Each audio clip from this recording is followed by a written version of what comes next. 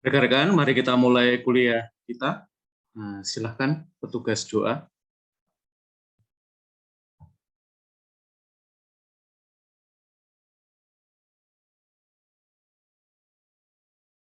Apakah petugas doa ada?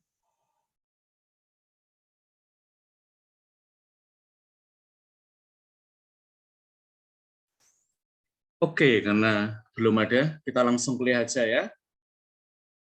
Rekan-rekan, pagi hari ini kita akan berbicara sebuah tema baru, yaitu liturgi dan lansia.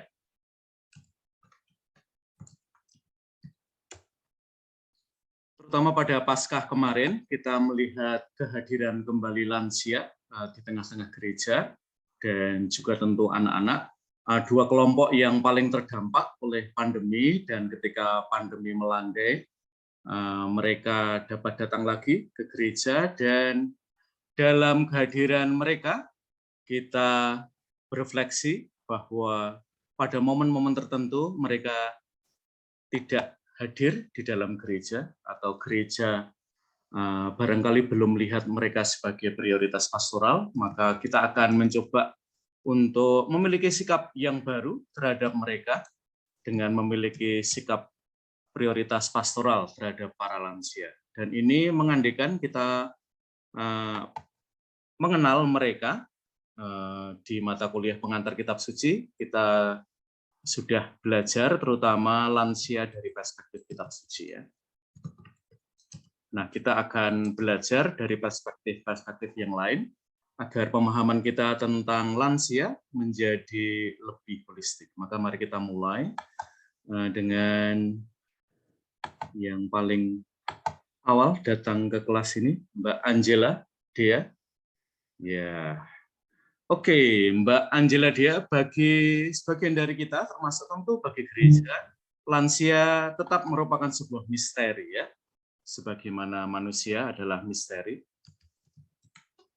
Nah, apa yang langsung muncul dalam benak Mbak Angela ketika mendengar kata lansia? Lansia itu orang yang udah tua gitu, mau yang lanjut usia di dalam gereja kita gitu. Oke, orang yang tua ya. Oke, ini positif atau negatif? Tua ini.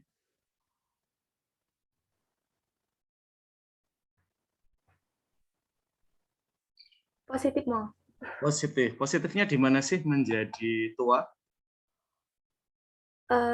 Kalau lebih tua kan biasanya pengalamannya lebih banyak. Jadi kita yang muda itu bisa ngambil pengalaman dari mereka gitu. Kayak orang tua kita lah gitu. Ya, jadi dari segi experience ya, saya tua loh, Mbak Angela Dea Prastika. Ya, oke, punya pengalaman, mereka berjalan lebih jauh daripada kita. Yuk, Suster Evarista, selain lanjut usia, secara biologis berusia lebih banyak, seperti dikatakan oleh Mbak Angela, ternyata orang muda itu suka yang tua-tua ya. Ya, Suster Evarista, yuk, apa yang Suster istimewa dari lansia yang mungkin kita perlu belajar tentang mereka? Keteladanan dari para lansia, Romo. Oke, keteladanan daripada lansia. Kalau ditarikannya Suster, keteladanannya para suster lansia itu apa sih, Suster, kalau kita boleh tahu? Kesetiaan, Romo. Kalau saya pernah hidup bersama 1 tahun mendampingi lansia, di situ saya belajar banyak hal. Selain kesetiaan, juga kesederhanaan mereka, karena mereka hidup lebih awal. Jadi dari situ saya belajar untuk menghayati kesederhanaan, kesetiaan itu dari para lansia, Romo. Saya semakin diteguhkan dalam panggilan ketika saya hidup bersama dengan para lansia. Oke, ya, nanti buat para bruder, para suster, ya, para frater, dan termasuk para romo yang sudah tua ini ya. Imamat kita ya, panggilan hidup kita di tarekat hidup bakti ya. Itu terutama akan dilihat oleh umat ketika kita meninggal ya. Tidak ketika kita kaul akhir ya, apalagi budur-budur kaul pertama sudah bahaya ya, jalan ke sana kemari petentang-petenteng ya, apalagi sudah boleh naik sepeda motor, guys. Terutama kita akan diukur oleh umat ketika kita ada di liang kubur. Kita suka mendengar bisik-bisik ya ketika di pemakaman di tarekat kita ya. Sekarang dia betul-betul sudah jadi romo ya, sudah final ya, tidak ada masalah lagi. Atau apa ya, pelayanannya kepada gereja sudah full. Nah, ini dan ini seperti yang dikatakan oleh Sesar tadi, fidelity, menghayati hidup yang seringkali ups and down.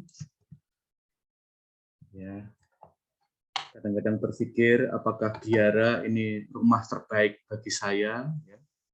Mungkin ada momen-momen seperti itu ya. Kadang-kadang juga menyanyikan ya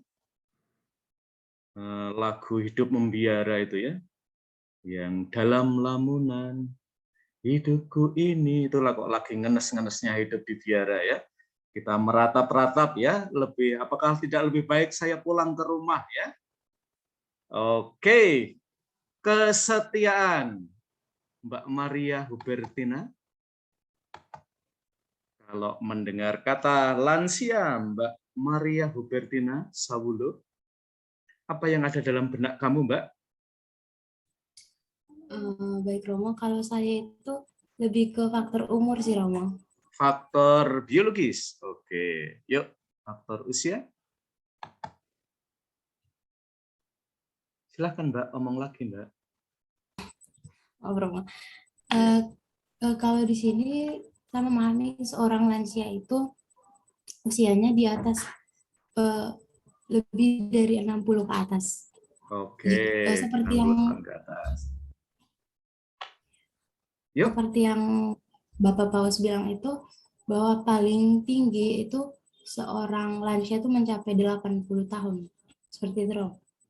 Oke, di dalam kitab suci disebut ya, kalau orang sudah melalui usia 70 tahun, itu perlu disyukuri, apalagi kalau ditambah 10 tahun lagi, apalagi kalau ditambah 10 tahun lagi, kalau ditambah 10 tahun lagi, ya, waktu perayaan Kamis Putih kemarin ya, saya ada di sebuah wilayah, buat teman-teman orang muda pasti tahu sih tempat ini ya, yang ada gear pasangnya ya, yang ada jembatan yang viral itu ya di daerah Klaten. Dan saya ketemu dengan seorang lansia yang usianya 105 tahun ya. Pokoknya dari segi usia istimewa banget. Bapaknya itu jauh kelihatan lebih muda karena suka senyum seperti saya. Tapi sudah nggak bisa makan bakso ya guys. Waktu itu kita dijamu bakso dan bapaknya itu tidak bisa menyantap bakso ya. Dia menyantap snack-snack yang masih bisa beliau santap. Tetapi saya senang sekali ya ketemu dengan Bapak itu ya. Saya membayang-bayangkan diri saya ya, kalau saya sampai 105 tahun ya, mungkin saya masih bisa secakap Bapak itu ya, dengan senyumnya ya. Seorang yang bijak, salah satu yang punya arti, terutama bagi keluarga dan bahkan bagi wilayah itu, karena beliaunya ini salah satu orang yang ya mendirikan kekatolikan di situ ya, termasuk yang punya tempat sangat istimewa dalam hal iman, tidak hanya bagi keluarga dan anak-anak ya, cucunya itu apa ya, punya kedekatan ya dengan Bapak itu ya, dan wah bahagia sekali ya kalau kita memiliki seseorang seperti kakek itu di dalam keluarga ya. Karunia usia lanjut ya. Oke, Mas Yohanes Maria Vianney. Ya. Yuk, apalagi yang bisa ditambahkan kalau kita bicara tentang lansia, sehingga misteri lansia sedikit demi sedikit semakin tersingkap ya. Nah, teman-teman, mengapa ini penting? Karena kita seringkali tentang lansia kita terlalu banyak stereotipe ya. Stereotipe itu adalah hal-hal yang cenderung negatif yang kita lekatkan pada lansia, padahal itu mestinya tidak kita lekatkan pada mereka. Termasuk gereja. Gereja seringkali melekatkan lansia loh pada hal-hal yang negatif ya, termasuk para romo ya yang biasa khotbah pada hari Minggu ya. Misalnya ketika menyapa lansia ya, Anda ini kelompok yang expired ya. Ya, sejak kapan ya? Para lansia itu kita hubungkan dengan mie goreng ya, mie gor, ada expired-nya ya, seperti obat ada masa expired-nya ya. Atau seringkali juga selain expired, outdated ya. Jadi ketinggalan zaman. Nah, ini pernah teman-teman terjadi dengan paroki di dekat kampus kita, Paroki Santo Antonius Kota Baru. Ada masa-masa di mana umat lingkungan itu gencatan senjata dengan romonya. Karena romonya waktu itu sudah keluar sekarang romonya, syukur kepada Allah ya. Waktu itu romonya pengen sekali ya memproklamasikan Gereja Santo Antonius Kota Baru sebagai gereja orang muda. Dan apa ya, mencari tahu ya, kira-kira gereja orang muda itu artinya apa? Terutama untuk mereka yang ada di lingkungan, secara khusus kelompok lansia. Dan biasanya paling gampang ya, kita mengkontraskan orang muda dengan lansia. Oke. Nah, kita sekarang latihan lah mengkontraskan itu ya. Jangan-jangan kita juga punya stereotipe tertentu terhadap para lansia. Oke, Yohanes Maria Vianney. Kontraskan orang muda dengan lansia. Orang muda begini, lansia begini. Orang muda begini, lansia begitu. Baik, Romo. Kalau menurut saya lansia itu apa ya? Mereka yang sudah lanjut usia tapi mereka masih punya apa ya? Masih punya semangat dan daya juang untuk hidup. Jadi Oke, itu dulu ya saya tulis. ya. Mereka punya dalam bahasa Paus Fransiskus apa teman-teman? P titik titik titik titik. Bentar ya, biar saya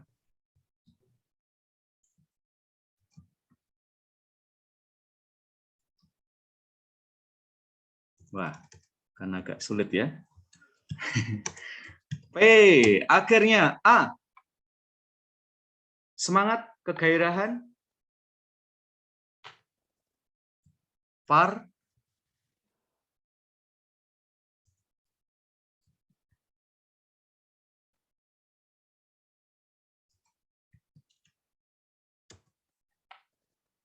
Parhesia, ya. Nah, ini seringkali dilekatkan dengan perempuan. Kok perempuan? Wah, ini kalau dalam bahasa psikologi berbahaya sekali Romo Andalas ini ya. Ini adalah slip of the tongue ya. Slip of the tongue itu adalah, nah ini sambil belajar psikologi dikit-dikit ya. Nanti boleh tanya lebih lanjut pada Romo Ernest ya.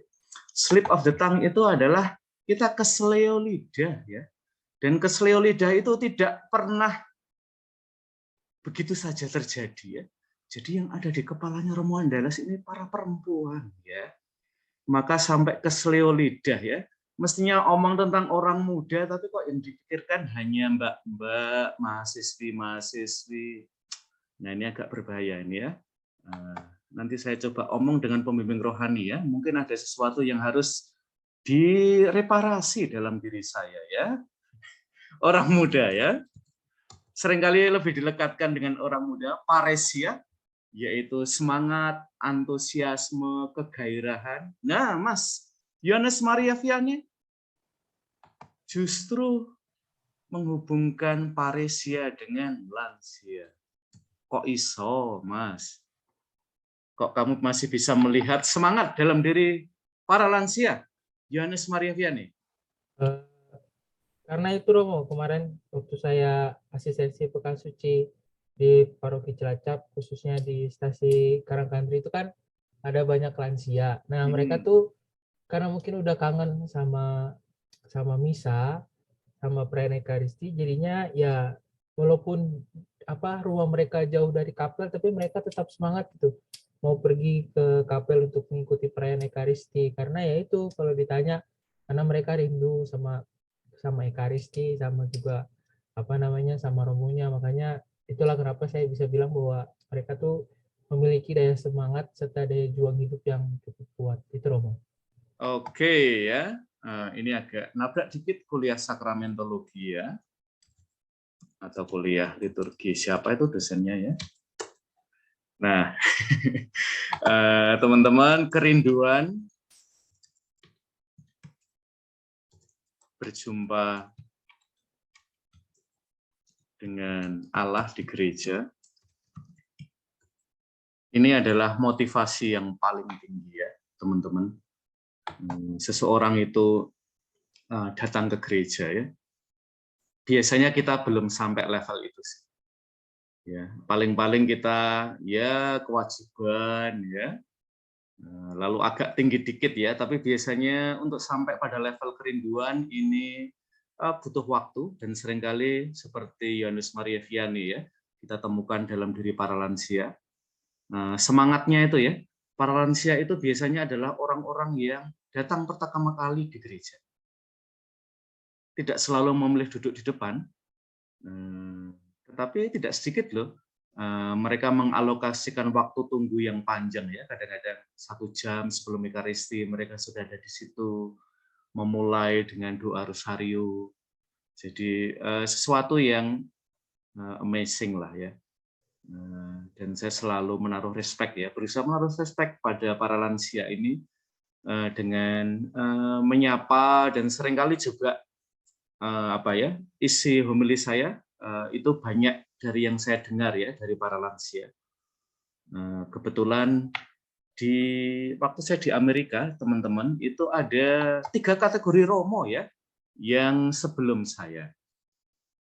Satu romo sekarang ini mengajar di Loyola School of Theology di Philippines. Beliau dikenal sebagai romo anak-anak ya.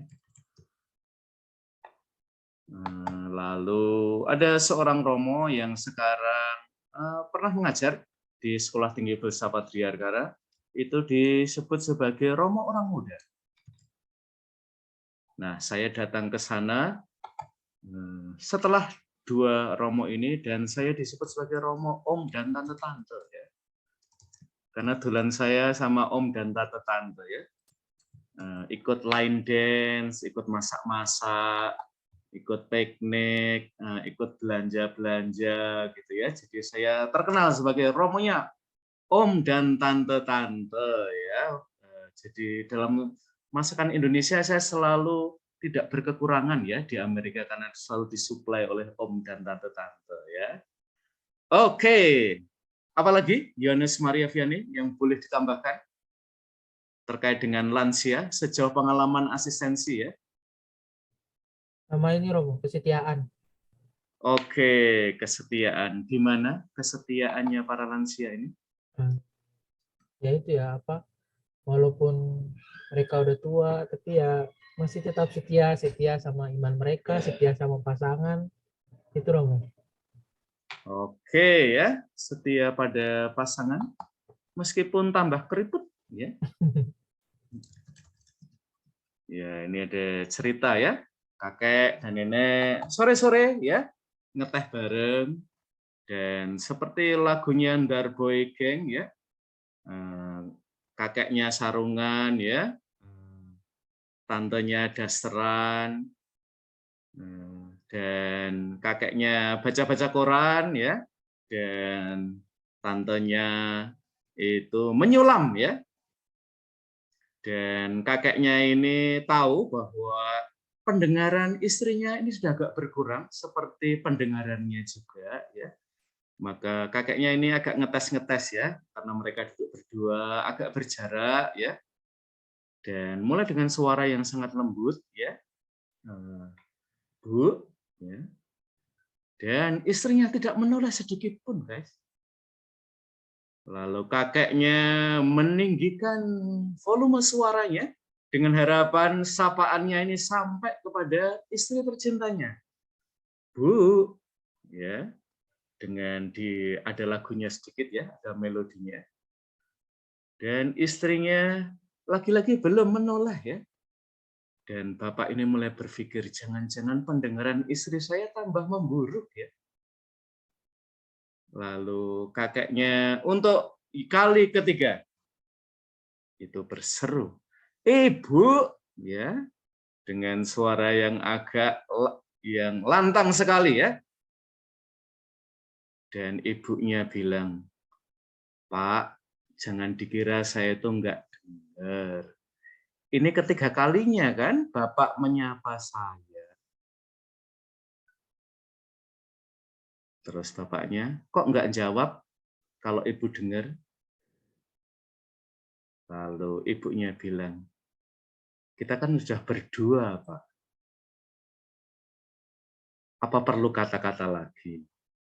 Ya, ibunya romantis sekali ya ternyata. Oke, ini siapa orang di dekatnya Yohanes Maria Vianney ya? Frater Romo, Frater Togar. Anak teologi kelihatannya ya. Iya Romo, orang frater kuliah teologi. Makanya kuliah di Pendikat, frater ya. Makanya kuliah di Pendikat. Minum obat.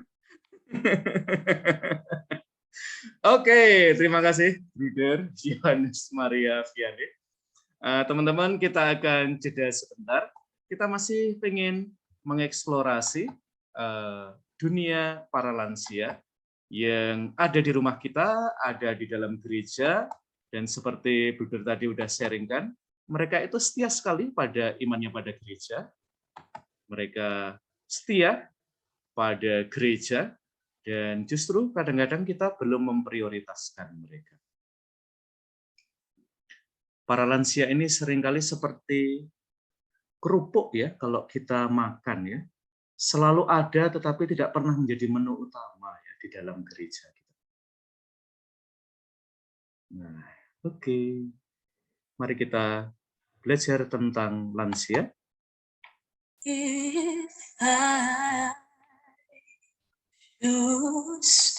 Ulang.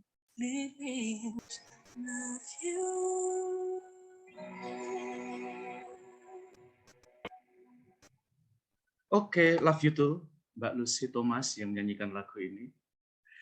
Nah, Bruder, di beberapa paroki ya, kelompok lansia adalah kelompok yang terbilang banyak, tetapi tidak selalu ya. Jumlah yang banyak itu lalu mengerucut pada prioritas pastoral pada lansia.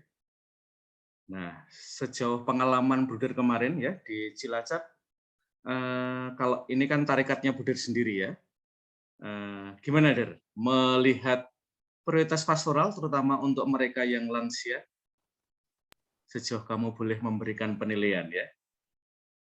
Baik Romo, berdasarkan kalau arah gerak pastoralnya sepertinya sudah berjalan karena karena di Cilacap itu banyak stasi.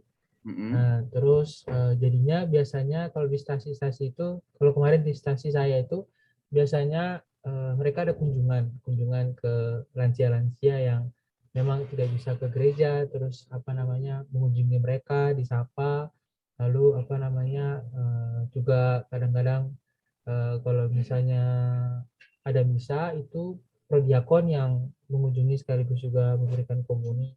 Dan biasanya kalau yang sudah sepuh itu ya dikunjungi, atau mungkin ada yang ingin ke gereja tapi nggak bisa karena masalah jarak, juga mungkin karena juga kondisi fisik. Nah itu biasanya kalau di stasi saya sih kadang ada yang menjemput atau mungkin malah kadang diajak bersama pergi ke gereja gitu Romo. Oke ya, salah satu nanti ciri dari lansia, terutama yang secara usia memang sudah sangat lanjut ya, adalah mobilitas fisik. Dan salah satu kritik dari Paus Fransiskus, terutama untuk kita ya, yang melayani di paroki adalah bahwa gereja itu jatuh dalam immobility. Jadi gereja itu jatuh dalam kemandekan. Atau seringkali pasif ya. Kita baru menyapa mereka ketika mereka ada di gereja. Dan dalam bingkai itu ya, kemudian Paus Fransiskus membayangkan gereja, pembaruan paroki secara baru adalah gereja yang reaching out. Gereja yang menjangkau hingga wilayah-wilayah frontier ya. Nah, wilayah-wilayah frontier itu tidak harus misalnya dipahami secara geografis ya, misalnya teman-teman OBI itu ke Kalimantan ya, itu juga wilayah frontier ya. Nah, tentu juga apa ya, suster HK ya di Metro Lampung ya, baik yang kota besarnya maupun sampai pelosok-pelosoknya ya, dan tentu nanti tarekat-tarekat yang saya kira kita bergerak ke frontier ya. Frontier itu bisa juga adalah kelompok umat, misalnya lansia. Lansia buat saya menjadi salah satu kelompok frontier ya, yang gereja perlu ada di sana. Dan tadi sudah ada inisiatif ya, sejauh Bruder sharing, para lansia yang memiliki keterbatasan fisik ya, apalagi yang barangkali hidup sendiri ya, karena anak-anaknya barangkali ada di kota besar ya, atau merantau, lalu komunitas terdekat ya, lingkungan atau wilayah ya. Jadi menurut saya positif ya, ada mereka menjemput ya, mengajak ke gereja. Nah, ini adalah kita sebut ya keabilitas ya yang ada di lingkungan.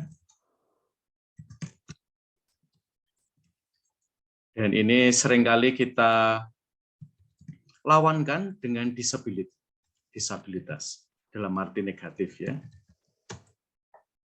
bahwa ya bisa dialami oleh gereja. Jadi gereja hanya melayani kalau mereka ada di dalam gereja, tetapi tidak mau menjangkau mereka ya, dengan apakah itu kunjungan ya, dan kunjungannya juga ini ya ke wilayah frontier itu ya, kepada mereka yang lansia. Oke, sebelum Suster Liana jadi patung ya, tadi saya perhatikan kok tidak bergeser sedikit pun ya. Yuk, Suster lansia, apa yang bisa ditambahkan, Suster, dari yang sudah kita bicarakan sejauh ini?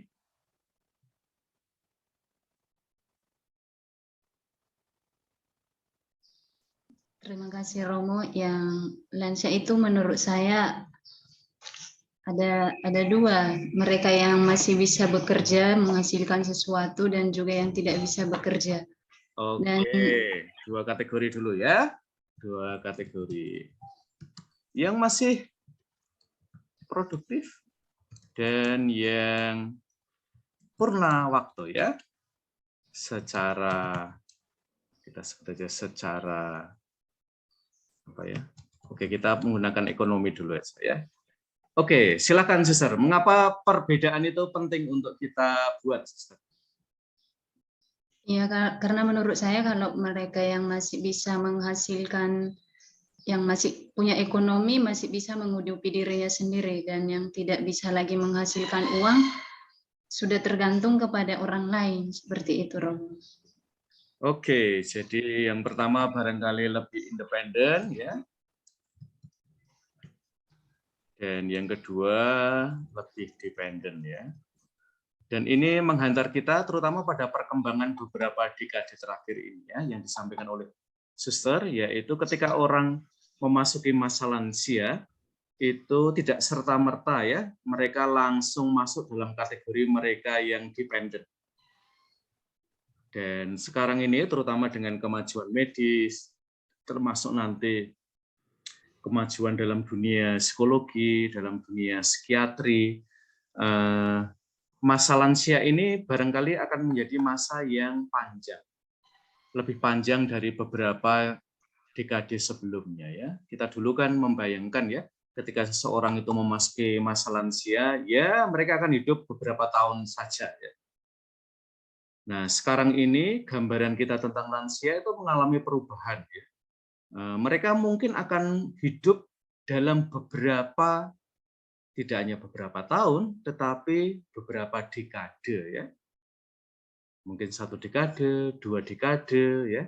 Dan itu mulai mengajak kita, terutama gereja, nanti silakan buka panduan katekesa ya.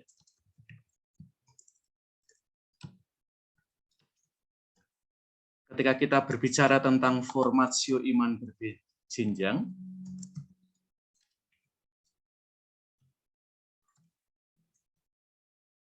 bagaimana kita melihat formasio pada tahap akhir. Jadi mereka yang memasuki usia lansia. Dan sayangnya seringkali ini menjadi bagian yang paling tipis ya. Terutama anak ini sudah mendapatkan banyak perhatian, pia di paroki ya, lalu bahkan piu ya. Ada juga per ya, ada orang muda, keluarga. Nah, seringkali terutama terkait dengan lansia kita belum banyak ya mengeksplorasi sisi ini ya. Maka nanti kalau kalian ada yang tertarik ya untuk nulis skripsi tentang lansia, terutama formasio iman lansia ya, saya kira akan menjadi sumbangan yang besar ya untuk gereja. Oke, Suster Liana, ada yang mau ditambahkan lagi, Suster?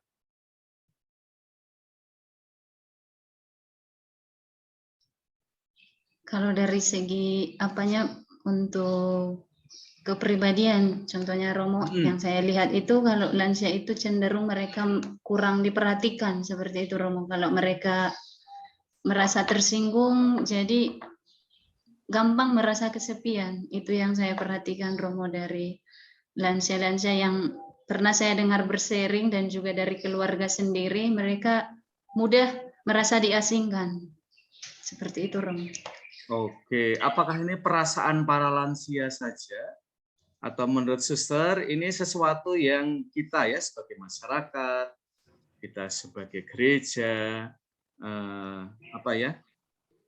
kita tidak terlalu mengenal mereka.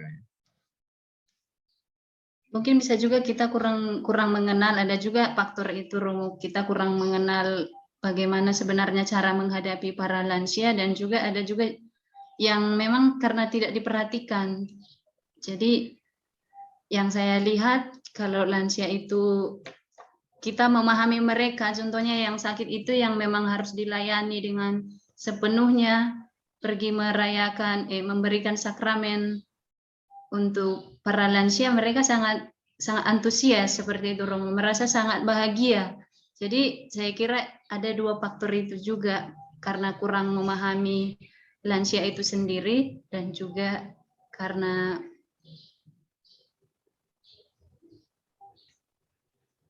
apa ya? Oke, tarikannya Suster kan punya lansia toh? Ya Romo. Oke, kita buka-bukaan ya. Dan kita close the door ya. Kita tutup pintu ya. Biar yang lain nggak dengar. Nah, menurut Suster, perhatiannya tarikat Suster pada lansia, sejauh Suster bisa cerita pada kita, sebaik apa sih? Menurut saya kalau untuk perhatian untuk lansia itu sudah bagus gitu Romo, karena ketika sakit ya pimpinan juga bergerak untuk memberikan pelayanan dan berusaha bagaimana pelayanan itu bisa maksimal. Dan juga kalau ada pesta para lansia itu, kalau kami dulunya itu ketika masih nopis pergi untuk menghibur para lansia, mengucapkan selamat pesta, selamat ulang tahun, atau pesta kongregasi, juga pergi untuk menghibur mereka Romo.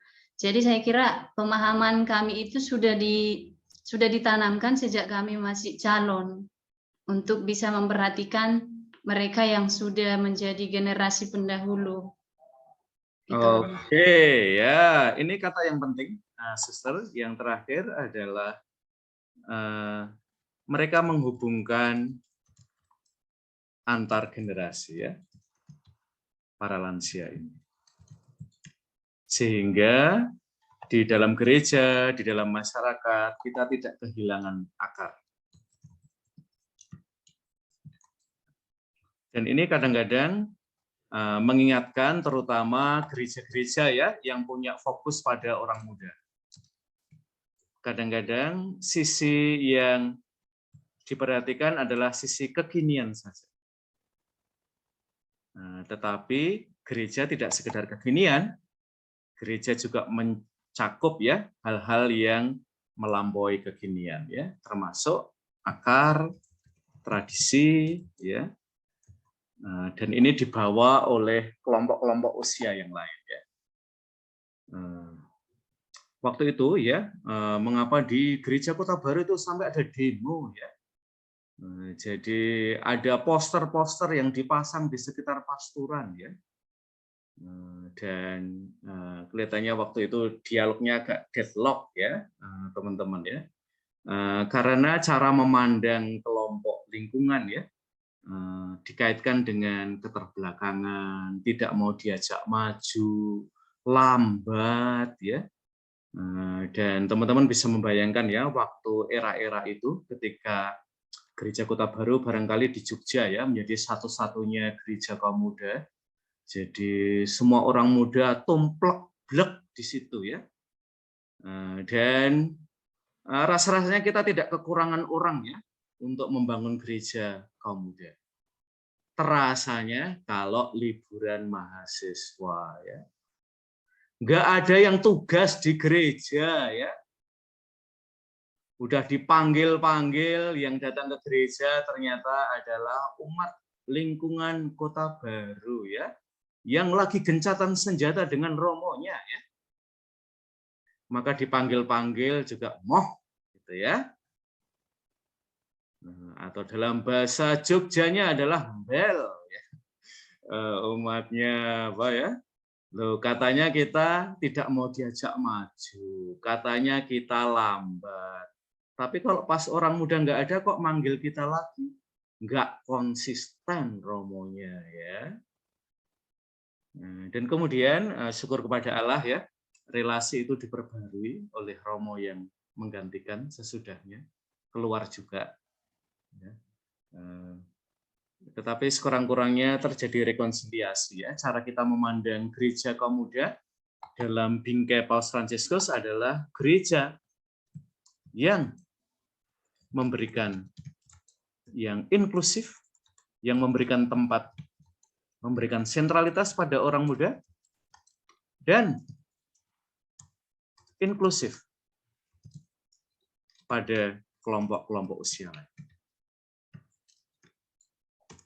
Nah, itulah gambaran ketika kita membangun gereja orang muda ya. Jadi kita tidak mau membangun sebuah paroki yang menempatkan orang muda itu di sebuah pulau yang terisolasi ya dari yang lain.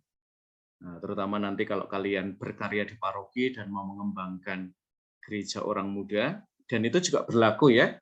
Nanti kalau misalnya di Cilacap ya mau mengembangkan pastoral lansia ya, selalu dalam bingkai itu ya, kita memberikan sentralitas pada kelompok lansia sekaligus inklusif untuk kelompok usia yang lain ya.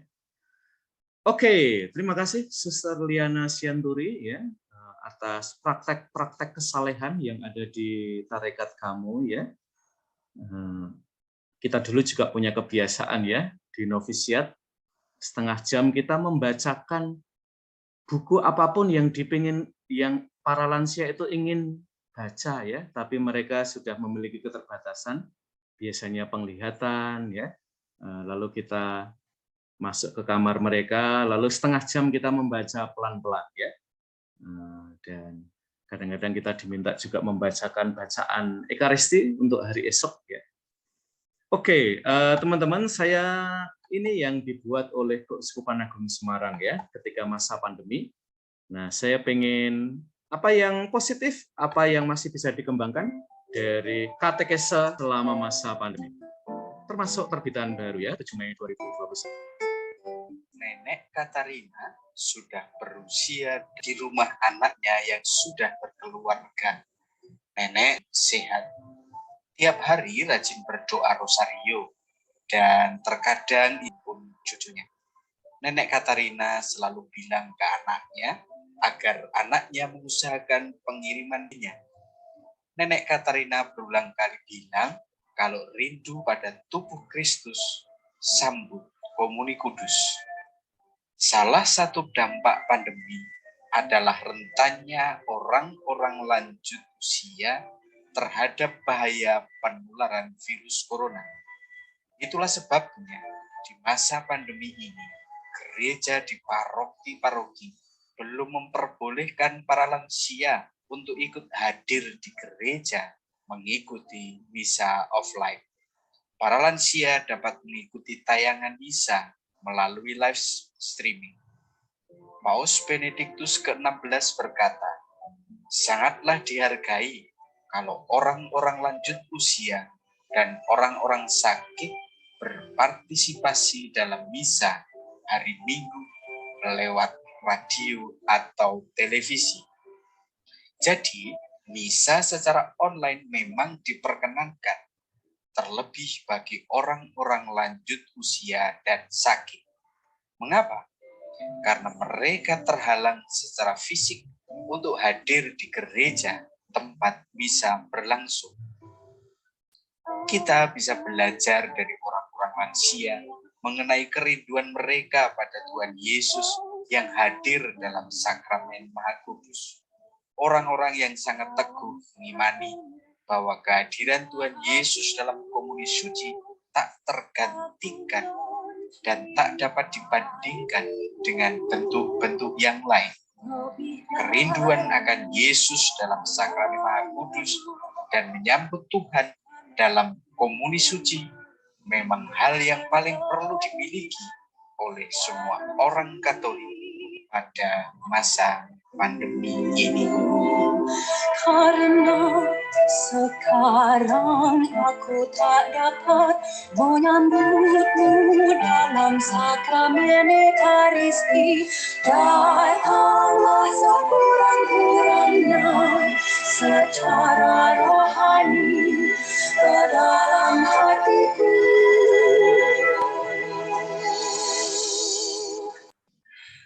Karena engkau hadir di sini, aku memelukmu dan mempersatukan diriku sama diri. Jangan biarkan aku terpisah dari. Oke, kita akan mencoba unboxing ya katekese liturgi dari Keuskupan Agung Semarang. Apa yang sudah baik, apa yang masih perlu ditingkatkan, dan mungkin satu hal yang bisa kita ngobrol bersama adalah terutama pengalaman Ekaristi daring. Juga pengalaman menerima komuni batin ya.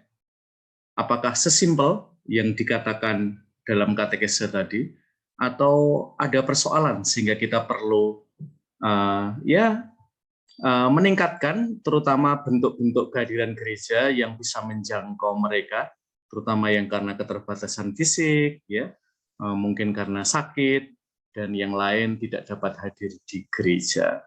Oke, Mbak Carolina Cynthia, mari bergabung Mbak.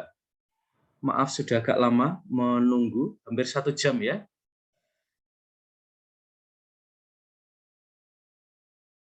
Silakan Mbak Carolina Cynthia, kalau melihat katekese liturgi tadi dari Keuskupan Agung Semarang, apa yang menurut kamu sudah baik, apa yang mungkin sesuatu yang penting tapi belum disebut? Kalau menurut saya tadi, kalau lihat videonya itu sudah baik karena gereja itu memperhatikan para lansia seperti itu, Mo. Kan tetapi masalahnya itu sebenarnya lansia itu kan rindu akan komuninya itu, Mo. Rindu akan peristiwa Ekaristi itu. Bukan masalah soal online atau offline-nya, tapi secara khusus kehadiran mereka dalam Ekaristi itu yang mereka rindukan. Sehingga kalau menurut saya, mereka mengikuti secara online melalui radio ataupun televisi itu tidak benar-benar melegakan hati mereka untuk rindu akan Ekaristi itu. Seperti itu, Romo. Oke, jadi persoalannya bukan online atau offline, Romo, para penyusun katekese liturgi, tapi kerinduan umat lansia untuk menyambut komuni itu loh. Solusimu apa? Ya. Nah, menurut Mbak Carolina, lalu solusinya apa ya, Mbak, yang bisa kita tawarkan? Terutama untuk paroki-paroki. Ya. Kalau saya melihat dari paroki saya, itu biasanya setiap seminggu sekali atau seminggu sekali atau 2 minggu sekali gitu, Romo. Itu ada asim ataupun Romo yang selalu menyempatkan diri untuk hadir di suatu rumah para lansia yang secara keseluruhan itu dekat dengan rumah lansia lainnya. Romo itu akan memberikan komuni, mengirimkan komuni, seperti itu, Romo. Dan Romo atau asim itu tidak hanya memberikan komuni, tapi juga meneguhkan mereka. Sampai makan bersama dengan mereka, mendengarkan mereka, walaupun perkataan mereka sudah tidak jelas, dalam arti sudah sulit untuk ditangkap, tetapi dengan adanya orang yang bisa diajak bicara, orang yang bisa ditemui secara langsung, membagikan keluh kesah mereka itu bisa menjadi salah satu solusi untuk kerinduan mereka itu, Romo. Oke, Mbak Carolina, saya senang sekali dengan gagasan ini ya, yaitu gereja drive-thru ya. Jadi gereja yang bergerak ya, gereja yang mendekati. Waktu itu saya ditanya juga ya, terutama terkait dengan paroki Kota Baru waktu itu ketika awal-awal pandemi itu. Lalu, nah gereja kan bisa jadi ya bersikap terlalu hati-hati. Nah ini juga tidak baik ya, terlalu berhati-hati, terlalu sembrono juga tentu tidak baik. Tetapi kesan saya gereja itu terlalu hati-hati ya. Dan waktu itu kita punya beberapa Romo Yesuit ya yang meninggal karena terkena COVID. Dan ya kita mengapresiasi bahwa ini contoh Romo-Romo yang berani ya untuk menerobos seringkali ketakutan kita di dalam berpastoral selama masa pandemi. Ya kita punya para martir ya, para Romo yang tidak takut untuk melayani selama masa pandemi demi menjangkau mereka yang ada di frontier ya. Dan tahun lalu ada sebuah skripsi Mbak Carolina ya dari Mbak Ayu Raja, mungkin kamu kenal juga ya, tentang katekese lansia ya selama masa pandemi. Dan waktu itu saya juga mengusulkan ya untuk gereja Santo Antonius Kota Baru bahwa Romo-Romo itu seperti yang digambarkan oleh Mbak Carolina tadi, para lansia kita mencari rumah yang kurang lebih agak besar ya, bisa jadi susteran atau bruderan ya, yang biasanya rumahnya lebih besar ya daripada rumah umat yang lain, karena biasanya penghuninya banyak ya. Dan itu bisa menjadi gereja domestika ya, eklesia domestika untuk para lansia itu. Mereka kita kumpulkan apa ya, apakah seminggu sekali atau 2 minggu sekali ya, dan bahkan tidak hanya romonya datang untuk memberikan komuni, melainkan romonya datang untuk merayakan Ekaristi bersama para lansia itu. Nah, itu sesuatu yang sangat dirindukan banget ya. Apalagi bersama para lansia lain, mereka lebih bisa disapa ya. Dan ini yang mulai kita rasakan terutama pada minggu pertama Paskah. Saya kemarin browsing-browsing untuk kepentingan kuliah ini ya. Minggu pertama Paskah tidak sedikit ya gereja yang menyelenggarakan Ekaristi tidak hanya untuk anak, melainkan untuk lansia, untuk pertama kalinya setelah 2 tahun. Sejauh yang saya tahu, sejauh saya browsing-browsing ya, termasuk pada paroki SY yang ada di Jogja, inisiatifnya saya kira diapresiasi. Yang masih perlu ditingkatkan adalah isi. Misalnya lansia sih, tapi kok pesannya kayaknya kurang menyentuh lansia. Ya. Pesannya umum-umum saja ya.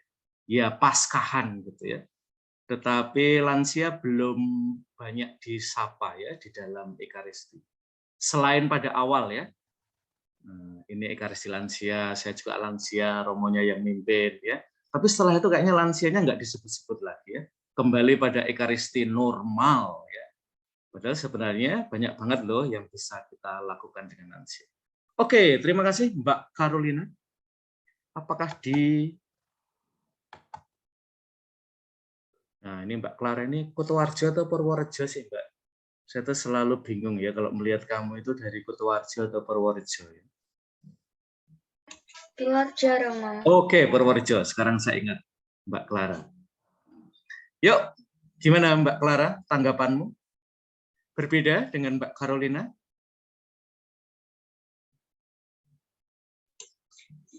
Sama sih Romo sama Carolina. Kalian bestie ya. Dalam banyak hal sama ya. Kalau di tempat kamu, lansia banyak nggak sih Mbak? Di Purworejo? Iya, banyak Romo. Oke, sejauh yang kamu ketahui, saya pernah berkunjung loh ke parokimu ya. Seberapa besar sih perhatian pada lansia?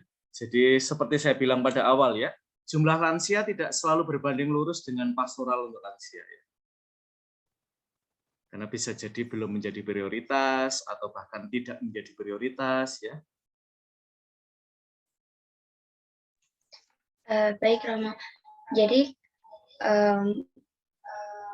kan saya itu ikut paroki Purwosari, bukan di Purworejo yang di Santa Marianya. Nah, kan terus kebetulan bapak saya prodiakon. Nah, dulu pas saya masih di rumah, saya sering ikut bapak buat seperti yang dikatakan Carolina, mengantarkan komuni ke rumah para lansia satu persatu begitu Romo. Nah, di situ juga sebelum penerimaan komuni itu kita berdoa dulu, kayak apa ya? Ya istilahnya kayak menghantarkan lansia itu untuk menerima komuni begitu Romo. Terus kalau di paroki itu ada pemberkatan apa ya? Pemberkatan lansia, misa lansia begitu Romo. Oke. Kalau Mbak Clara ya, kita sekarang berimajinasi ya. Hal-hal apa sih yang masih kita bisa buat ya secara liturgi untuk para lansia? Selain tadi ya, membagikan komuni di lokasi lansia berada ya. Jadi gereja perlu berada di mana lansia berada. Dan itulah gagasan drive-thru ya. Waktu itu saya mengusulkan ya kepada paroki Kota Baru. Karena di paroki Kota Baru kan lumayan banyak ya rumah bruder, suster yang ada di dalam lingkup paroki itu. Maka saya meminta, waktu itu mengusulkan ya gimana kalau agar memudahkan ya, jadi bahkan bisa mengaktifkan para bruder dan para suster ya. Misalnya kita sepakati jam berapa pada hari Minggu, ketika waktu itu ya Ekaristi menjadi sangat terbatas untuk dikunjungi secara offline ya. Itu adalah umat pada jam tertentu ya naik sepeda motor lalu mengambil komuni di susteran atau bruderan itu ya. Jadi betul-betul drive-thru, menjaga prokes ya. Pada saat yang bersamaan tetap ya Ekaristi berjalan betapapun kita berada dalam suasana pandemi ya. Karena ternyata sebagian umat itu ya kita harus buka mata ya bahwa Ekaristi daring itu tidak selalu menjawab ya kebutuhan umat. Dan mungkin nanti kita perlu lihat ya beberapa catatan yang menurut kalian perlu diperhatikan oleh gereja ya ketika nanti sekurang-kurangnya Ekaristi daring mungkin akan berlanjut ya untuk kelompok lansia ya. Kira-kira catatan kalian untuk Ekaristi daring apa? Oke, usul kamu apalagi Mbak Clara tadi sudah ada pemberkatan lansia, lalu mengirim komuni pada lansia.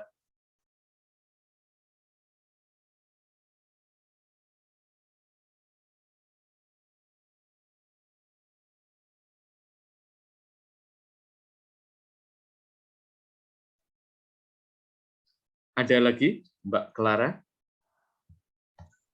Mungkin bisa diarahkan dalam kegiatan khusus lansia begitu, Romo. Kan Misalnya, kalau misalnya piapir kan ada kegiatan piapir gitu. Nah, kalau lansia juga ada kegiatan.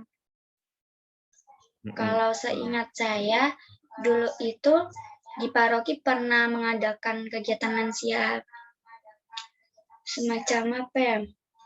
Kayak yang berkumpul bernyanyi bersama-sama. Terus intinya untuk memelihara kerohanian mereka secara mendalam lagi begitu. oke ya, jadi ada EKE ya. Jadi ada EKA, EKR, EKM, EKK, ada EKE ya, Ekaristi, eyang ya. EKE itu Ekaristi eyang ya. Di Kota Baru dilakukan biasanya hari Jumat ya, siang-siang begitu. Lalu setelah itu karaokean bareng-bareng sama eyang-eyang ya. Ada makan-makan juga ya. Kapan-kapan kalian bisa berkunjung ya kalau acara itu sudah berlangsung lagi ya. Oke, nah sekarang terutama untuk para ini ya, rohaniwan ya. Kira-kira catatan kalian terhadap para romo yang memimpin Ekaristi daring apa? Bro Octavianus. Karena ini kadang-kadang romo-romo itu tidak dievaluasi ya. Ketika memimpin Ekaristi. Jadi gitu-gitu juga berlangsung terus-menerus ya. Padahal sebenarnya ada area yang kalau dari saya mungkin cara berkhotbahnya itu kembali ke zaman dulu gitu, Romo. Oke, gimana zaman dulu? Bukan hanya berdiri di atas mimbar tetapi turun untuk kayak langsung mendekati satu persatu. Misalnya kayak turun di bawah gitu loh. Kayak dekat sama umat gitu. Oke. Tidak hanya di balik mimbar tapi di bawah mimbar gitu, Romo. Bro Octavianus, mengapa berpindah dari podium ke tengah-tengah umat itu menurut kamu sebuah gestur pastoral yang penting? Ya, saya rasa mungkin itu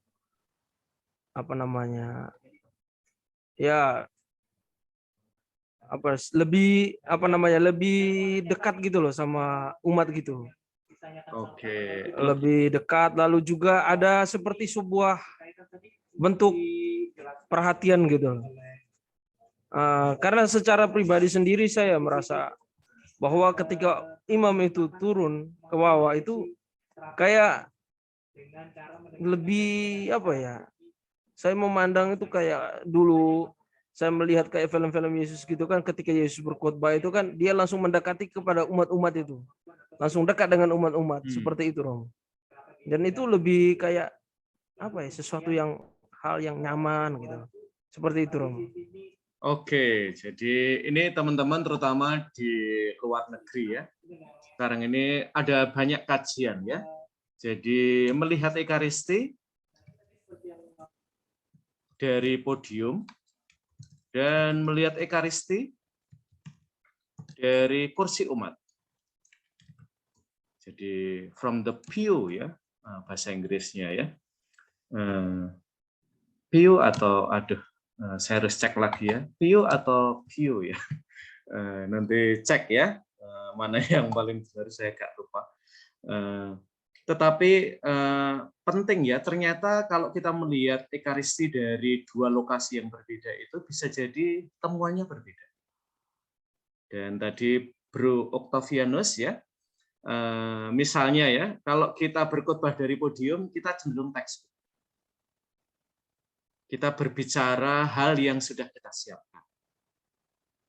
Bagusnya homili lalu tergantung pada kita mengikuti secara setia pada teks yang sudah kita siapkan atau tidak. Nah, ketika kita berbicara mendekati umat, lucu ya kalau kita membawa catatan homili kita ya. Ya, ketahuan banget kalau kita baca teks ya. Nah, itu seperti Bro Octavianus tadi mengatakan ya, bahwa kita lebih dekat dengan umat. Dan ini yang penting ya, teman-teman. Kita terbuka untuk diinterupsi oleh umat.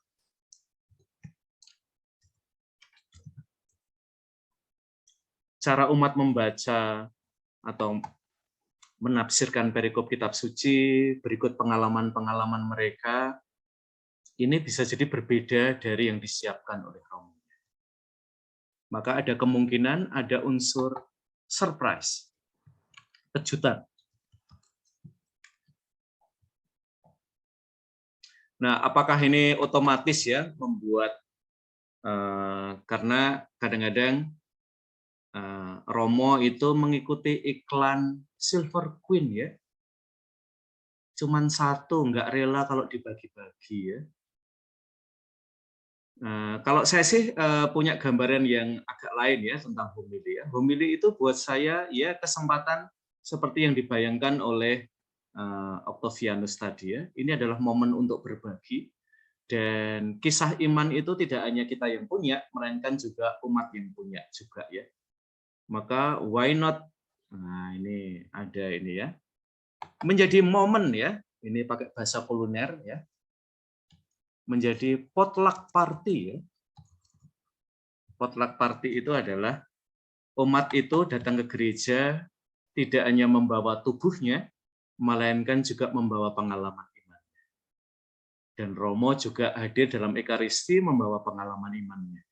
Mengapa pengalaman iman Romo dan umat ini tidak kita kumpulkan ya di tengah-tengah sebagai seperti kalau kita sedang kenduri.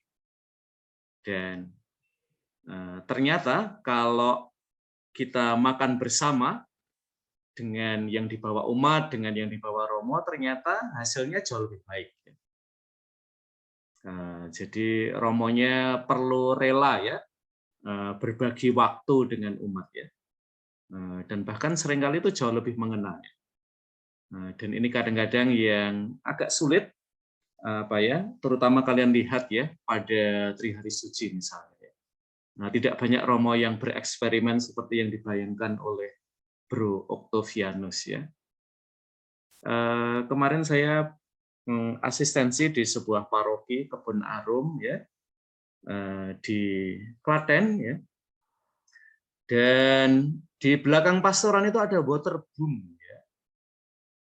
Jadi ketika menyiapkan Ekaristi Kamis Putih, Jumat Agung, Malam Paskah, Minggu Paskah, itu dari waterboomnya itu selalu apa ya, menyanyikan lagu-lagunya Didi Kempot.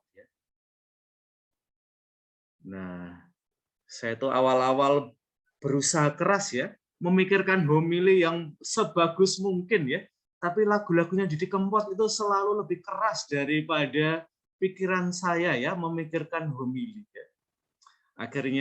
Akhirnya saya, mengapa tidak saya berdamai ya, menghubungkan Kamis Putih dengan Didi Kempot ya, Jumat Agung dengan Didi Kempot, Malam Paskah dengan Didi Kempot, dan Minggu Paskah dengan Didi Kempot ya.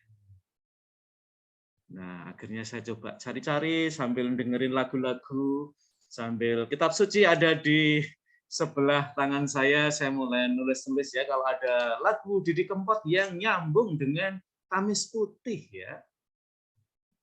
Akhirnya saya menemukan bahwa lagu Cidro ya itu cocok banget ya untuk Kamis Putih.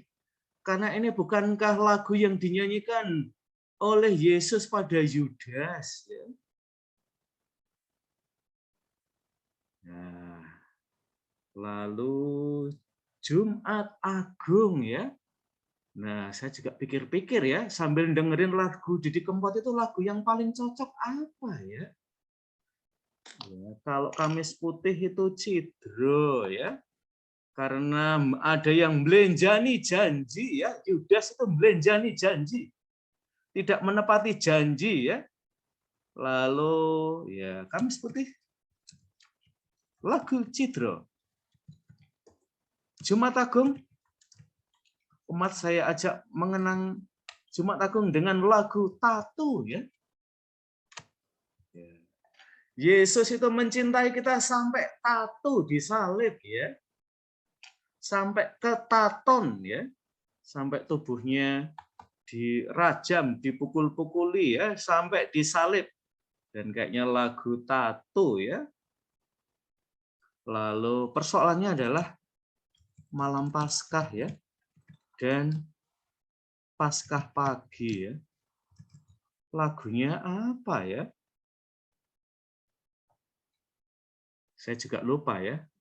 Teksnya udah saya buang ya, teman-teman.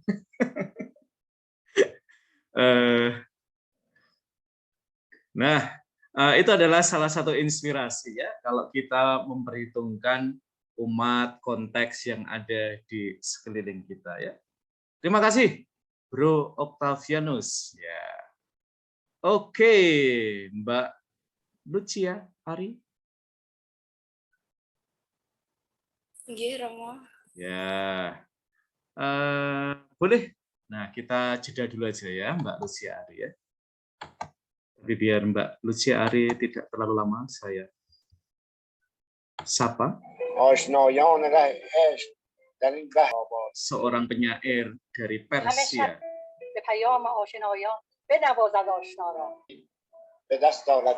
Mengingatkan kita pada salah satu bagian dari soal daya tahan keluarga, terutama pada masa.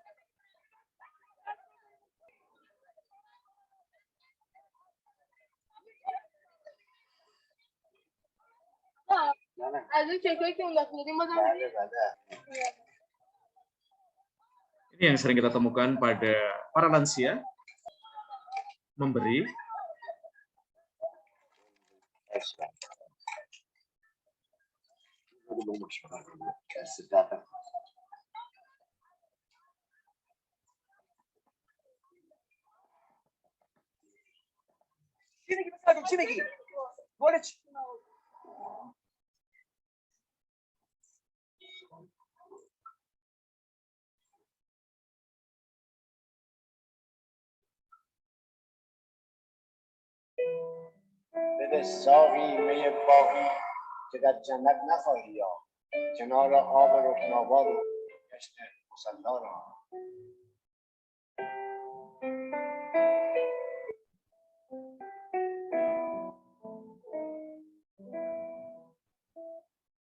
Oke, ya. Ini mengingatkan kita pada terutama Amoris Laetitia ya. Kalau kita membaca dokumen ini dari perspektif lansia, oke, ini Mbak Lucia Ari ya. Saya suka nonton infotainment ya. Salah satunya adalah perceraian para artis ya. Dan hampir selalu ya dalam berita infotainment itu alasannya adalah sudah tidak ada lagi kecocokan di antara kita.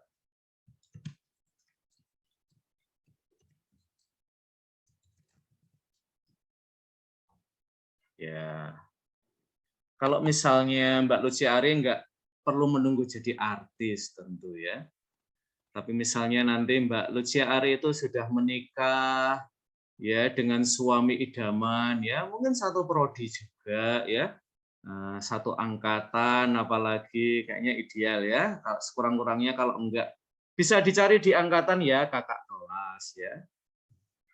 Lalu suami kamu bilang ya, lagi momen berantem dan bilang kita cerai aja ya, sudah tidak ada kecocokan di antara kita.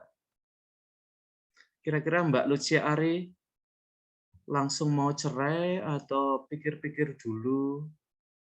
Gimana Mbak, kalau pasangan hidupmu bilang, kayaknya sudah tidak ada kecocokan deh di antara kita.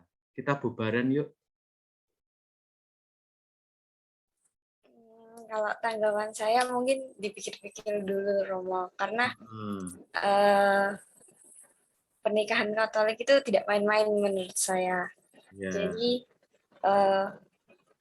gunanya ada kanonik seperti itu Romo kan, agar kita juga bisa mendalami satu sama lain begitu Romo. Jadi saya mengenal calon saya dan calon saya bisa mengenal saya lebih dalam. Jadi kanonik itu kan seperti gereja membantu calon pasangan suami istri untuk saling mengenal. Seperti itu, bukan saja mengenal secara pribadi tapi secara keluarga juga. Jadi kalau misalnya ada masalah dan pasangan saya ngomong kayak gitu, mungkin bisa dipikir-pikir lagi. Mungkin saya akan berkata, lalu kenapa kita menikah?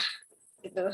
Kayak dulu kenapa? Terus pas kanonik berarti kamu belum kenal saya gitu. Seperti itu Romo. Oke ya. Ada yang sudah mendaftar Mbak Lucia Ari? Ya. Belum Romo, belum waktunya. Mulai pagi hari ini ya, open recruitment ya, calon suami ya. Dan Mbak Lucia Ari tadi pokoknya sudah ada tahap-tahapnya ya. Kita sama-sama belajar kanonik ya, bahkan belajar kitab hukum kanonik ya, tentang perkawinan yang satu dan tak terceraikan ya. Lalu hasrat untuk membangun hidup bersama ya, termasuk secara ekonomi. Nah, oke, terima kasih Mbak Lucia Ari. Dan ini terutama kecenderungan ya di kalangan pasangan muda, seperti kita lihat tadi di dalam film ya, Thursday's Appointment ya. Nah, kecenderungan bahwa keluarga-keluarga cepat menyerah ketika ada persoalan perkawinan. Maka cara kita membaca infotainment tadi, teman-teman, abaikan ya, saya bohong pada kalian bahwa saya suka nonton infotainment ya, teman-teman ya. Cuman kadang-kadang aja ya kalau pas pengen nonton ya. Misalnya siapa ya kasusnya Celine Evangelista ya, dan siapa itu cowoknya yang ganteng yang itu ya, Stefan ya. Karena saya dulu senang nonton ini ya, sinetronnya Stefan ya, karena pemainnya cakep-cakep ya. Jadi saya suka nonton sinetron. Oke, apalagi ada siapa itu Mbak yang cakep itu?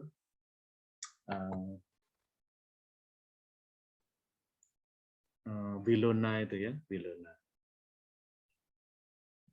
Nah, oke, mari kita lupakan kesenangan Romo Andalas menonton FTV yang bintangnya cakep-cakep ya.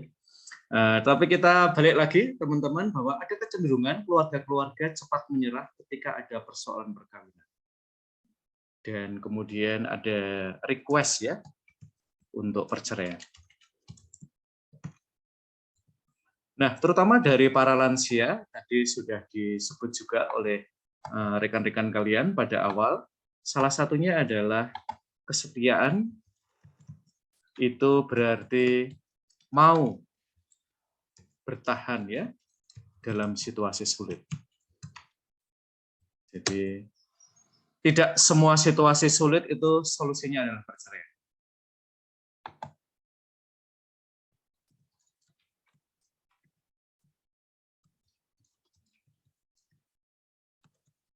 Nah, sayangnya terutama di dalam dunia kita berkembang sebuah budaya yaitu pakai dan buang ya. Nah, yang dalam bahasa Paus Franciscus adalah throwing away culture.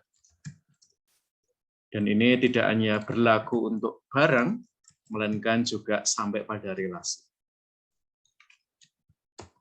Jadi kalau relasinya udah nggak jalan, udah nggak ada kecocokan, ya ngapain kita lanjutkan? Bukankah itu akan menambah penderitaan bagi kita? Ya. Nah, justru dalam suasana itu, kemudian Paus Franciscus membayangkan bahwa gereja justru mempromosikan ya kesetiaan ya untuk berani berada dalam situasi sulit ya, dan percaya bahwa ada solusi ya di dalam persoalan-persoalan yang barangkali terbilang pelik ya, terutama dalam hidup perkawinan. Dan tentu nanti juga cara kita ya, terutama teman-teman di dalam melihat kasus-kasus perceraian ya, juga secara bijak ya. Tidak berarti orang-orang ini dengan sangat gampang ya memutus hubungan, tetapi seringkali ini adalah solusi paling akhir yang mereka tempuh ya, ketika jalan-jalan yang mereka pandang terbuka ternyata pada kenyataannya buntu ya, cul-de-sac ya untuk mereka. Oke, terima kasih Mbak Lucia Ari. Nah, kita masih akan mengeksplorasi teman-teman dunia lansia, dan salah satunya adalah mungkin kita jumpai juga ya di dalam rumah kita. اسمشون گلنسا 24. Pertanyaannya, Buan, sudah jadi lansia? Apakah برای 10 سال البته میدونید هر سال شهریه‌های مقدار بالا میده. و این حال اگه ما بخوایم 78 میلیون untuk mengirim ibunya ke panti jompo, tetapi dengan alasan yang lain. فقط ازتون میخوام مثل مادر خودتون ازش مراقبت کنید. بله خیالتون راحت باشه. داروهاش سر وقت بهش بدید. اگه مامان بعد از 10 سال زنده بود به این آقا زنگ بزنید. دوست من. یه خونه بهش سپردم که اگه نیاز شد میفروشه و باقی هزینه ها رو میده. بود بهش بگید. خودم هم تا جایی که بشه سر میزنم.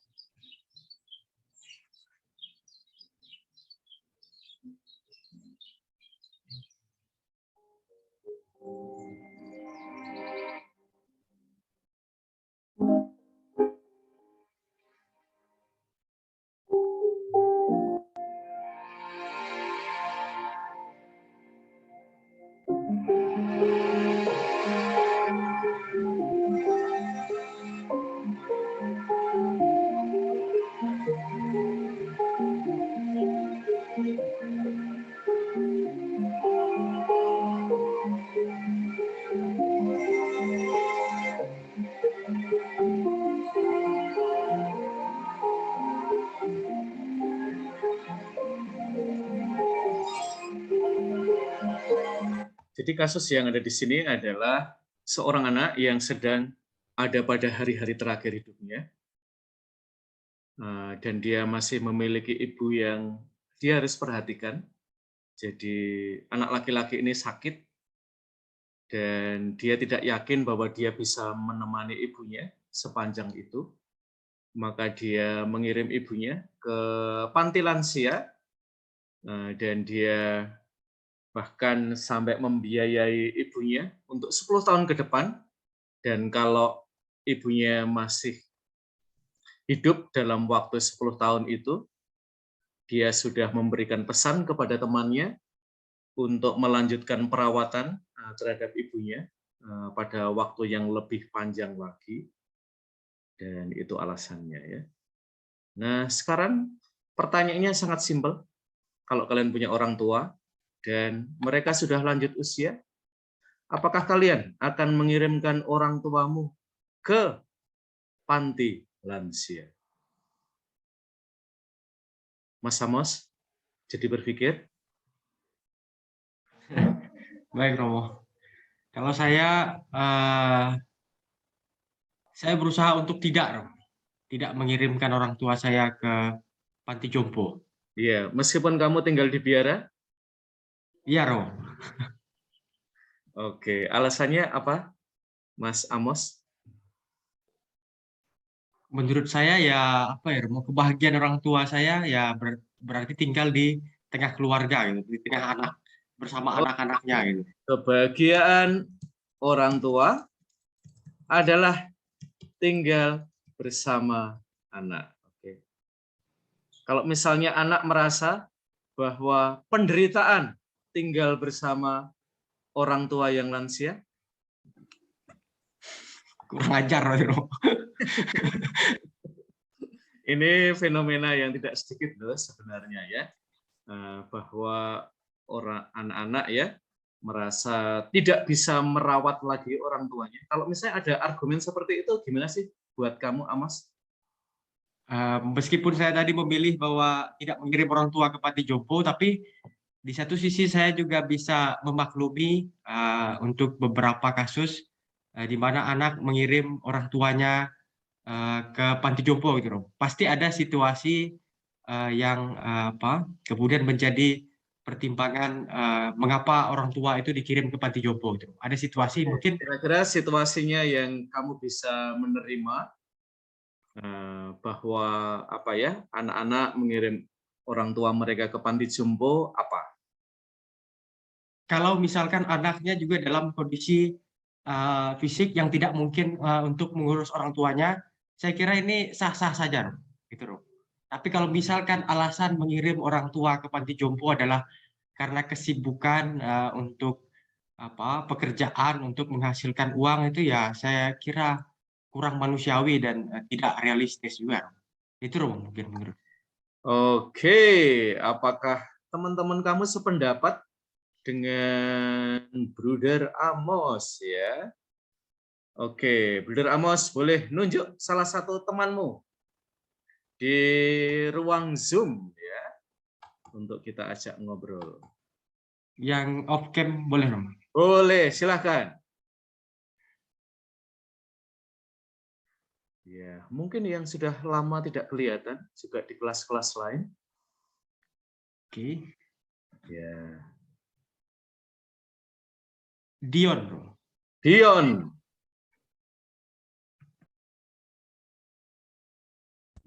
Iya. Oke, Dion. Gimana kamu? Ya, kameranya dinyalakan, Dion. Oh ya.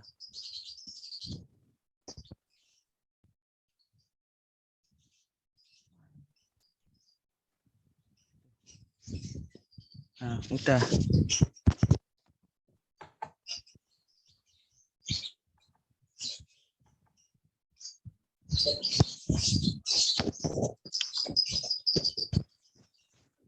Iya. Oke, silahkan menanggapi. Iya, kamu diketawai oleh Mbak Clara ya.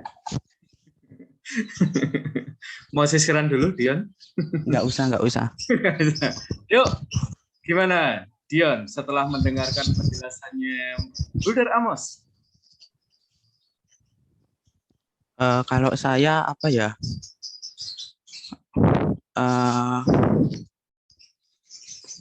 Kalau saya mengirimkan orang tua ke panti jompo kalau sibuk atau ada kesibukan dan tidak bisa mengurus orang tua. Karena kalau di panti jompo itu hanya lebih keurus daripada di rumah. Nah, itu. Oke, nah kalian agak bersimpang pendapat soal sibuk ya. Mengapa sih Amos kamu merasa bahwa sibuk tidak boleh menjadi alasan buat anak untuk mengirim ke panti jompo? Karena apa ya, Romo? Kalau soal sibuk itu kan relatif ya, Romo. Artinya semua orang memang punya tanggung jawab yang kemudian membuat orang itu sibuk gitu loh. Siapapun di dunia pasti akan sibuk, tapi tergantung kemudian ada dorongan kasih sayang lalu cinta kepada orang tua itu sebenarnya kemudian bisa membuat kita paling tidak memprioritaskan sedikit waktu kita untuk orang tua yang telah membesarkan kita, melahirkan kita. Itu mungkin yang menjadi pemikiran saya dan juga permenungan saya, Rob. Oke, jadi menurut Mas Amos, afeksi pada orang tua itu mengalahkan kesibukan. Gimana Mas Dion? Kalau sesibuk-sibuknya orang pasti ada waktu ya bisa menengok orang tua di panti jompo. Oke, sesibuk-sibuknya orang kita bisa nengok orang tua kita di panti jompo. Nah, Dion ya, tapi mengirim orang tua ke panti jompo ini jadi opsi kamu. Kalau nanti orang tua kamu lansia begitu? Enggak juga sih kalau misalnya ada adik saya atau kakak saya tidak ada kesibukan, Ya tidak dikirim ke panti jompo. Oke. Kalau semua saudara Kalau saya Dion sibuk, nih, kamu sendiri lah, kamu ngasih ke kakak, ke adik lah, kamu sendiri mau merawat orang tua kamu yang jompo atau tidak? ya mau kalau tak ada kesibukan. Oke, Dion, rekaman ini akan kita kirim ke orang tua kamu ya. Ya silahkan. Mungkin setelah ini biaya kuliahnya diputus ya. Oke, ini teman-teman, poinnya adalah tentu ini ruang diskresi ya. Dan kalian yang akan melakukannya. Kebetulan kedua orang tua saya sudah wafat semua ya. Sehingga saya tidak sampai pada kesulitan ini ya. Meskipun ketika orang tua saya sakit itu menjadi struggle yang tidak kecil ya dalam hidup saya. Untuk juggling ya. Juggling itu ini ya. Di tangan kita ada macam-macam hal yang kita harus bermain ya, sehingga tidak ada salah satu yang jatuh, dan tentu kita pengen ya salah satu hal yang kita tidak ingin jatuh adalah perhatian kita pada orang tua ya.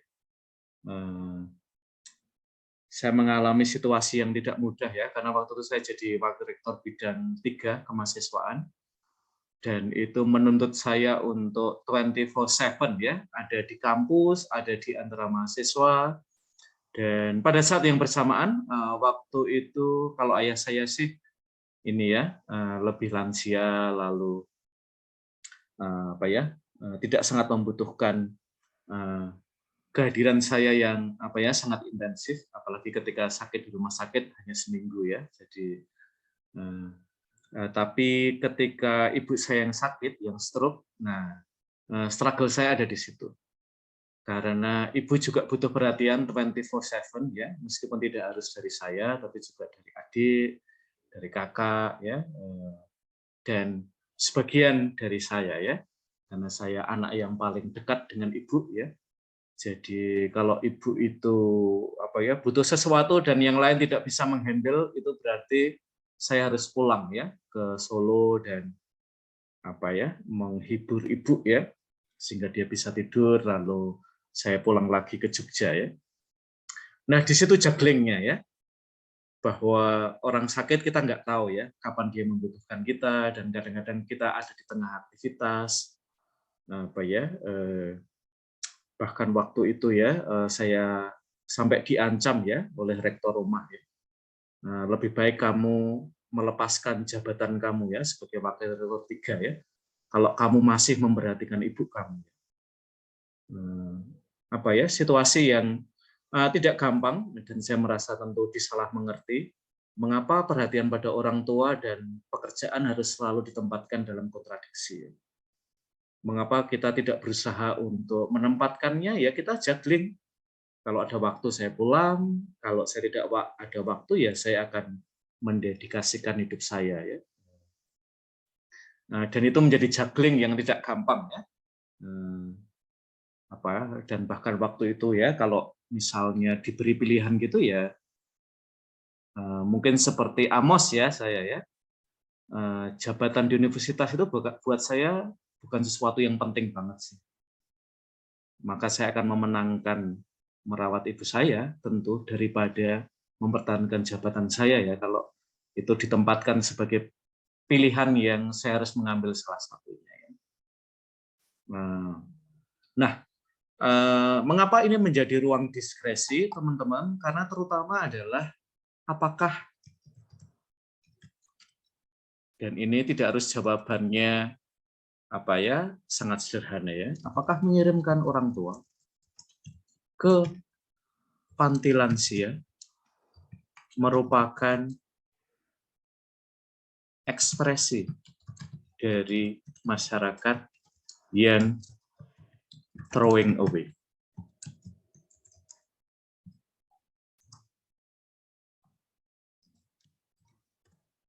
Nah ini Saya tidak akan memberikan jawaban ya atas pertanyaan ini. Kalian yang harus bertanya ya. Terutama nanti ketika kalian pada usia seperti saya atau lebih tua dari saya, pertanyaan ini akan muncul ya. Dan ini seringkali tidak gampang untuk dijawab ya. Siapa yang harus merawat? Satu ya. Dan kemudian seringkali decision berikutnya adalah kita mau mengirim orang tua ke lansia tidak ya. Termasuk nanti para suster, Buden, mungkin kalian akan ada dalam posisi itu ya. Ya, suster bisa omong gitu, suster di biara. Saya yang di rumah ya, yang setiap hari harus merawat orang tua. Pernah berpikir kayak gitu enggak? Nah, mungkin itu akan argumen yang mungkin akan disampaikan oleh kakak dan adik-adik kalian ya. Dan termasuk juga teman-teman yang akan hidup berkeluarga ya. Ini akan menjadi salah satu decision yang mungkin besar ya. Nah, pertanyaannya adalah apakah mengirim orang tua ke panti lansia merupakan ekspresi dari masyarakat yang throwing away budayanya. Beberapa tahun yang lalu, ketika saya masih di Amerika ya, beberapa tahun yang lalu berarti, kadang-kadang yang saya lakukan sebelum ekaristi dengan mahasiswa-mahasiswi, terutama di kota Seattle ya, saya dulu suka terbang ke sana untuk misa dengan mahasiswa-mahasiswi. Yang saya lakukan sebelum ekaristi biasanya adalah mengunjungi para lansia, terutama yang sudah sudah ada di panti lansia. Dan ada pemandangan yang selalu menyentuh hati saya ya. Kita biasanya datang agak pagi-pagi ya, dan saya ketemu dengan salah satu dari orang Indonesia yang pada akhirnya dia mengambil keputusan untuk merawat ibunya. Pada awalnya, jadi dia sebagai anak yang paling bungsu, laki-laki, itu akhirnya pimpah dengan kakak-kakaknya ya. Siapa yang akan merawat ibu? Dan akhirnya pimpah itu dia kena sebagai anak yang perlu merawat ibunya. Awal-awalnya mereka berbagi ya, merawat ibu yang sudah lansia itu ya, berapa bulan di anak yang satu, berapa bulan di anak yang lain ya. Tapi kemudian kakak-kakaknya bilang tidak bisa melakukannya lagi, dan tinggal anak bungsu laki-laki ini yang perlu merawat ibunya. Dan ini yang dia lakukan dalam hidup dia sebagai orang muda. Dia kuliah, kerja, dan merawat ibunya. Tentu gereja juga ya. Dan dia coba juggling di situ. Tidak selalu gampang ya untuk juggling di situ. Pada akhirnya dia memutuskan untuk mengirim orang ibunya ke panti lansia. Dan saya biasanya nginep di rumah pemuda itu karena dia single ya, dan rumahnya terbilang besar lah, ada banyak kamar sehingga saya senang ada di situ. Dan yang membuat saya lebih senang tentu karena saya suka diajak untuk berkunjung ke panti lansia. Pagi-pagi biasanya kami ke sana, dan kalau kita pagi-pagi sampai ke panti lansia itu sudah berjejer-jejer ya, para lansia yang merindukan ada anggota keluarganya yang mengunjungi mereka pada minggu pagi. Dan seringkali yang terjadi adalah sampai jam besok itu berakhir, mereka tidak dapat tamu. Dan itu seringkali tidak hanya seminggu, sebulan, tetapi seringkali berbulan-bulan ya mereka mengalami di situ.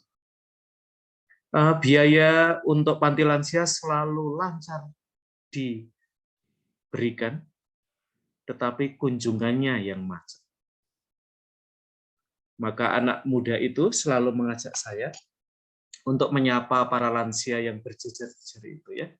Meskipun kita bukan cucu mereka, bukan anak mereka, tapi tante-tante dan om itu selalu senang ya bahwa dan menyebut kita sebagai son mereka ya, anak laki-laki yang mereka adopsi ya, karena kita suka mengunjungi mereka. Dan ini journey yang dilakukan oleh sahabat saya itu. namanya adalah Raymond ya. Nah, dia tinggal di Seattle. Karena kesibukannya kerja, masih aktif di gereja, kuliah juga ya. Nah, dia kerja di Xbox ya.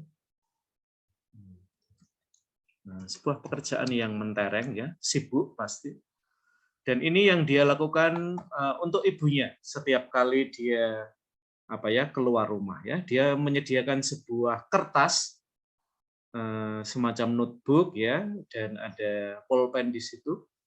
Dan dia memberikan pesan pada ibunya, Ibu kalau Ibu butuh sesuatu, silahkan Ibu tulis di situ. Nanti kalau saya jeda kerja, saya akan balik ke rumah, lalu akan sesegera mungkin merespon kebutuhan Ibu. Dan ibunya tidak rewel sama sekali ya, teman-teman. Beberapa kali ibunya itu menulis request, dia minta dibelikan ini atau itu. Tapi sebagian besar ibunya itu menulis sesuatu yang lain. Dan akhirnya ibunya dipanggil Tuhan. Dan dia membuka kembali ya catatan-catatan notebook yang ibunya tulis ya. Dan ini yang dia tulis. Untuk setiap kesulitan yang Ibu berikan kepada kamu, Ibu mau minta maaf.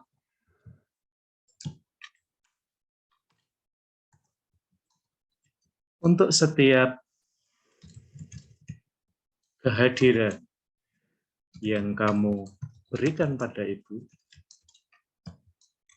Ibu mau bilang terima kasih. Itu catatan yang dia tulis ya, dari banyak notebook yang Ibu itu tulis, dia tulis setiap hari. Dan itu menjadi rahasia antara anak dan ibu itu, karena setiap kali anaknya pulang, ibunya selalu bilang, nanti kalau saya ada kebutuhan, saya omong langsung aja ya. Dan ternyata itu yang ditulis oleh anak itu, oleh ibu itu, setiap hari ya, untuk putranya, Raymond ya. Oke, rekan-rekan, kita mudah-mudahan ya, pada pemahaman yang semakin baik terhadap para lansia yang ada di sekitar kita. Ini adalah salah satu potret, terutama ketika kita berhadapan dengan orang tua kita yang mengalami andan, dan ini terutama untuk orang tua kita yang mengalami atau menyandang Alzheimer ya. Sunyi, ada banyak catatan di sekitar rumah agar mereka tidak lupa.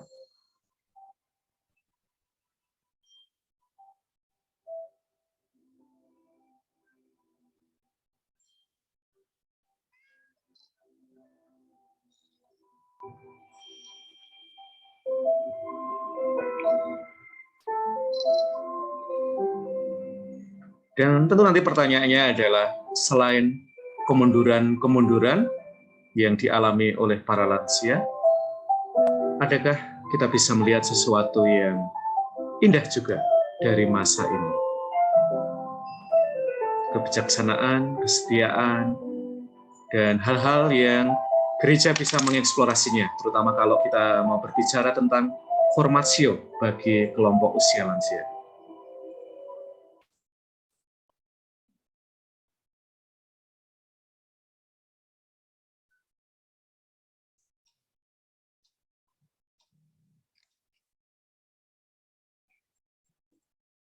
Hidup yang seringkali menjadi jauh lebih terbatas,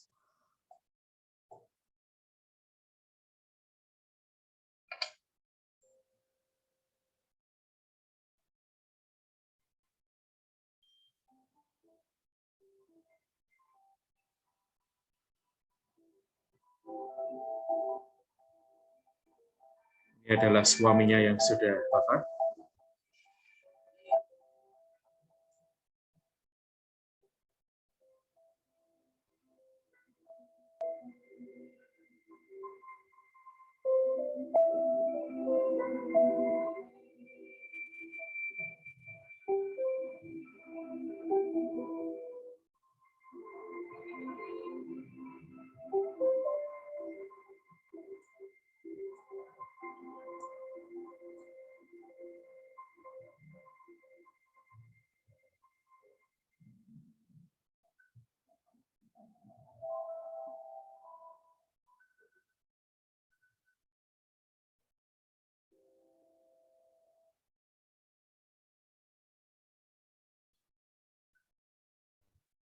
Oke, rekan-rekan, itu adalah salah satu yang dialami oleh para lansia, kemunduran fisik dan bahkan kemunduran kesehatan dalam fenomena Alzheimer ya.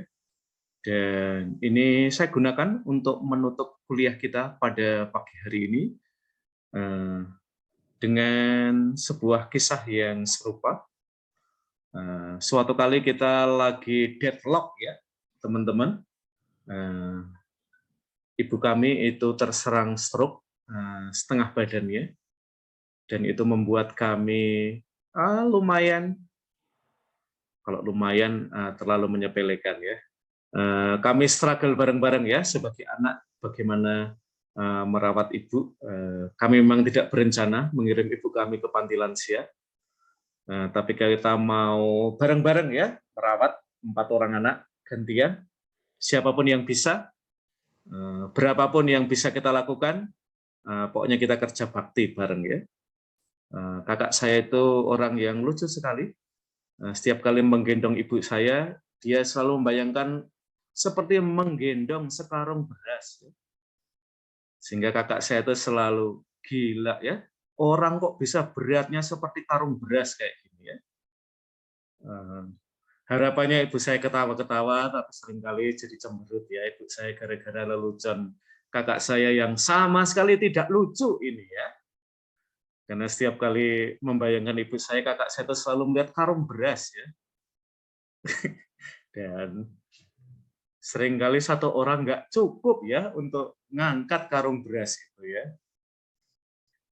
Tentu adik saya yang lebih sabar ya, tetapi toh kadang-kadang kehilangan kesabaran juga ya. Ketika misalnya ibu ya mungkin secara tidak langsung bilang ya, kamu bukan anak saya ya. Loh, saya kan yang merawat ibu sepanjang waktu, masa bilang kamu bukan anak saya ya? Karena ibu mungkin butuh sesuatu dan adik saya karena alasan kesehatan tidak mengabulkannya. Lalu biasanya pada momen seperti itu adik saya yang mungkin agak-agak frustasi ya. Ya sudah, sekarang ibu panggil anak ibu yang ada di Jogja ya. Dan itu berarti saya yang harus pulang jam berapapun ya, kadang-kadang jam 11 malam, kadang-kadang jam 1 pagi, karena ibu saya baru bisa tidur ya kalau saya sudah sampai ke rumah. Kadang-kadang tidak sampai 5 menit ya, ibu yang meraung-raung itu langsung tertidur begitu melihat wajah saya. Nah, ada satu momen yang waktu itu kita semua ada di rumah dan ya kita share ya dengan ibu apa ya struggle kita, dan waktu itu kita terhenyak ya dengan sebuah pertanyaan dari ibu kami, apakah saya itu merepotkan kalian? Pertanyaan yang sangat pendek itu membuat kami terdiam dan kita bilang antar saudara-saudari ya, yuk kita lebih sabar di dalam merawat ibu ya. Oke, rekan-rekan, pertanyaan yang sama juga diajukan kepada gereja. Apakah lansia merepotkan gereja? Nah, silahkan dilanjutkan permenungannya ya, sambil meneruskan pencarian jawaban. Kalau orang tua saya sudah lansia, saya mau mengirim mereka ke panti lansia atau tidak? Silahkan dilanjutkan, teman-teman. Dan terima kasih atas percakapan kita hari ini. Mudah-mudahan kita punya sikap yang baru terhadap lansia dan juga pastoral baru untuk kelompok lansia. Terima kasih semuanya dan selamat pagi. Selamat melanjutkan aktivitas. Dan kita ketemu setelah Lebaran ya, teman-teman.